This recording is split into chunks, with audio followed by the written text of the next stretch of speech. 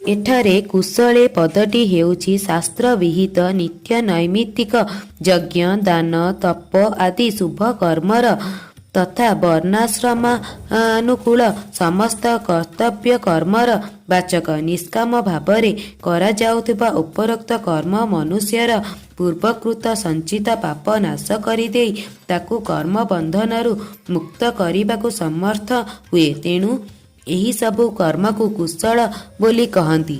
ସାତ୍ତ୍ୱିକ ତ୍ୟାଗୀ ସେହି କୁଶଳ କର୍ମମାନଙ୍କରେ ଆସକ୍ତ ହୁଅନ୍ତି ନାହିଁ ବୋଲି କହି ଭଗବାନ ବୁଝାଇ ଦେଇଛନ୍ତି ଯେ ଉପରୋକ୍ତ ଶୁଭକର୍ମଗୁଡ଼ିକୁ ସେ ଯେଉଁ ବିଧିବତ୍ ଅନୁଷ୍ଠାନ କରନ୍ତି ତାହା ଆସକ୍ତି ପୂର୍ବକ କରନ୍ତି ନାହିଁ।